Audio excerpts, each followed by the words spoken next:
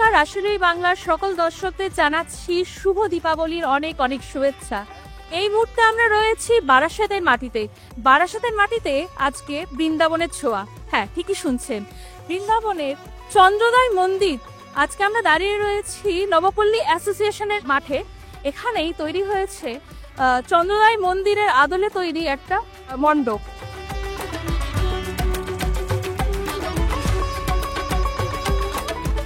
চলুন দেখে নেওয়া যাক মণ্ডপের ভেতরে শিল্পীরা নিজেদের শিল্প সত্তাকে কিভাবে ফুটিয়ে তুলতে পেরেছে।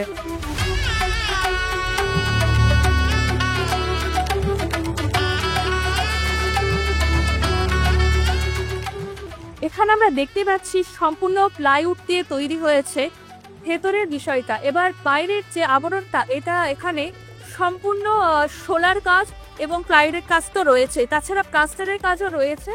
এছাড়া আমরা দেখতে পাচ্ছি বিভিন্ন রকমের আলোকসজ্জা। এখানে যারা শিল্পী তারা ফুটিয়ে তোলার চেষ্টা করেছে বৃন্দাবনের নানান দৃশ্য। এখানে আমরা দেখতে পাচ্ছি বৃন্দাবনের নানা রকমের থিম।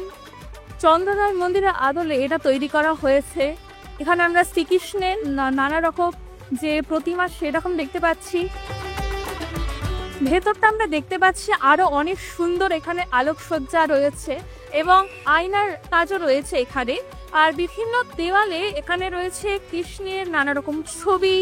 যত বেলা গড়াচ্ছে তত এখানে দর্শকদের ভিড় বেড়েই চলেছে।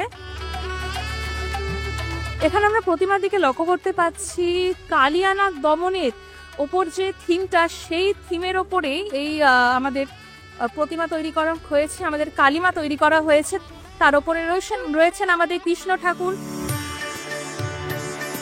তো আপনাদের কেমন লাগছে এই জায়গাটা এসে? হ্যাঁ, খুব ভালো, খুব সুন্দর, মানে ভীষণ ভালো লাগবে। কেমন হয়েছে? আমি ব্যাঙ্গালোর থেকে এসেছি। হ্যাঁ, আমি 15 বছর পরে আসলাম।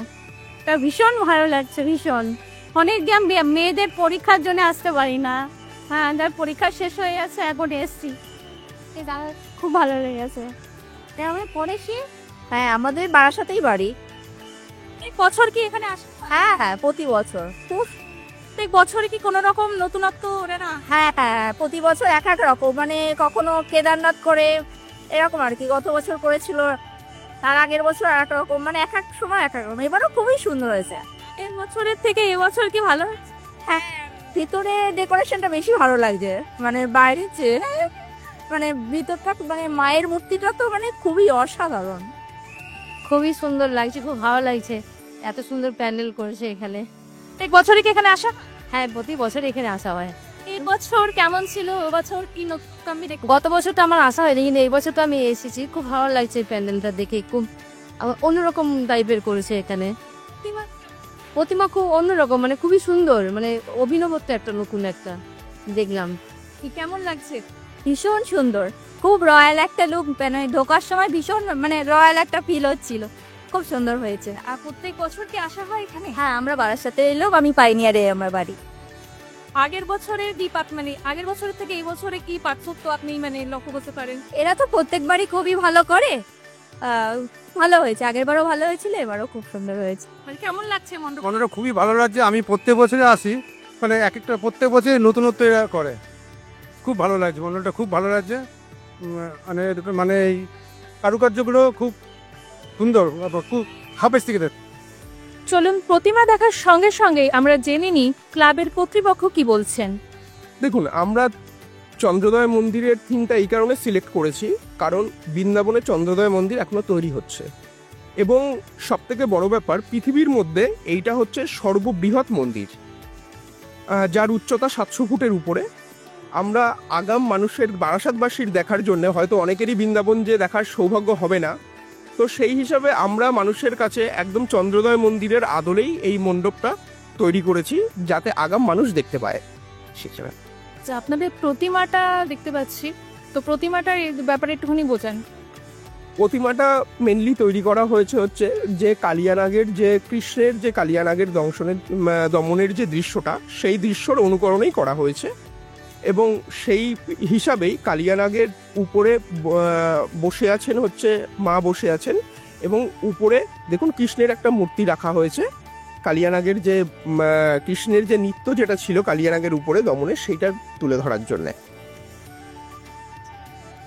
এই মেইনলি এই যে মণ্ডপের কাজ আমরা দেখতে পাচ্ছি, এই মণ্ডপের কাজ কি কি মানে কি দিয়ে তৈরি হয়েছে বা এর বিশেষত্ব কি একটু বলুন। প্রধানত আমাদের মণ্ডপ প্রস্তুতে ইউজ হয়েছে আপনার প্লাই, এবং সেখানে যে ডিজাইন বা কাজ দেখতে পাচ্ছেন সেখানে এই পিলারগুলোতে আপনি খেয়াল করে দেখতে পারবেন অ্যাক্রিলিক শিট ইউজ হয়েছে, এবং কৃষ্ণের যে মূর্তিগুলো ওখানে রয়েছে সেগুলো অ্যাক্রিলিক শিট ইউজ হয়েছে, এবং কিছু কিছু অংশে আমাদের থার্মোকল এবং ফোমের ইউজ করতে হয়েছে ডিজাইন পারপাসে, কিন্তু মেনলি প্লাইয়ের উপরেই কাজটা করা হয়েছে। দর্শকদের কেমন প্রতিক্রিয়া পাচ্ছেন, মানে কেমন ভিড় হচ্ছে?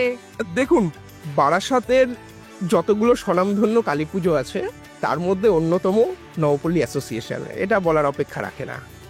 পরপর বিগত বছরগুলো আপনারাও হয়তো এসেছেন, দেখেছেন যে ভিড় উপচে পড়ে।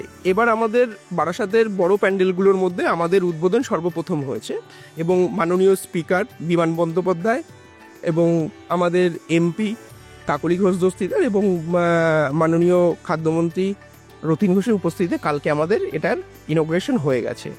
ইনোগ্রেশনের আগের থেকে, ধরুন আমাদের এই কাজটা শুরু হয়েছে আগস্ট থেকে, আমরা আগস্ট থেকেই দেখতে পাচ্ছি মানুষ, পথ চলতি মানুষ যারা জানে এখানে পুজো হয়, তারা বাঁশ বাঁধার সময় থেকে এখানে এসে ভিড় জমাচ্ছে, কারণ একটা আগ্রহ থাকে যে নবপল্লী এবার কি করছে।